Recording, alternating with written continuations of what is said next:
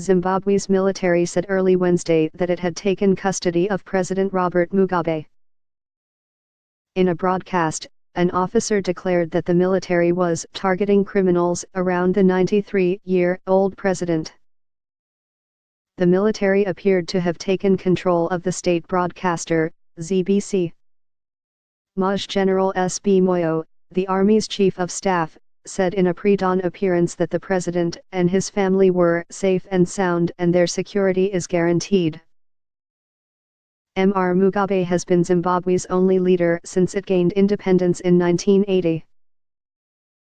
Vice President Emmerson Mnangagwa, 75, had been seen as a likely successor, but he was removed from office last week, a move that bolstered the political fortunes of Mr. Mugabe's wife, Grace Mugabe, 52. "It certainly looks like one," General Moyo said. "This is not a military takeover, but the image of men in uniform on state television in the middle of the night suggested otherwise." The military said that it had moved to pacify a degenerating political, social, and economic situation, and that once its mission was completed, the situation will return to normalcy. While General Moyo called Mr. Mugabe the commander-in-chief, the military's actions starkly revealed the limits of the president's control.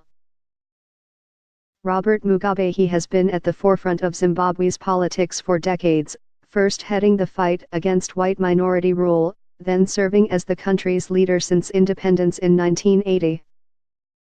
Through a combination of political maneuvering and authoritarian tactics, he has maintained his grip on power through his governing party, the Zimbabwe African National Union Patriotic Front, or ZANU-PF. Emmerson Mnangagwa, a longtime ally of the president and a fellow veteran of the War for Independence, Mr. Mnangagwa is a hardliner who became vice president and Mr. Mugabe's probable successor 3 years ago. He is known as the Crocodile. As Justice Minister, he helped keep Mr. Mugabe in power by cracking down on the opposition. Grace Mugabe, Mr. Mugabe's wife of 21 years, Ms. Mugabe is the head of ZANU-PF's women's wing and has support from the party's younger activists. She led the campaign against another rival to succeed her husband, former Vice President Joyce Mujuru, and after Mr. Mnangagwa was removed from office, she was seen as Mr. Mugabe's most likely heir. Much is uncertain, and events are still unfolding. In the early hours of the military action, there were no public statements by Mr. Mugabe, Ms. Mugabe or Mr. Mnangagwa. The degree to which any of them support or oppose the military's moves is unclear. Likewise, the military's long-term plans are vague.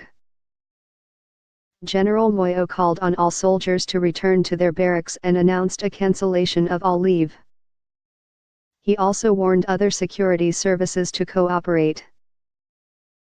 The extent to which the military might face resistance, from outside or from within, is unknown. There was no obvious unrest in Harare, the capital, as the workday began on Wednesday. Taxis were operating, and while some soldiers could be seen on major roads, they were not stopping commuters.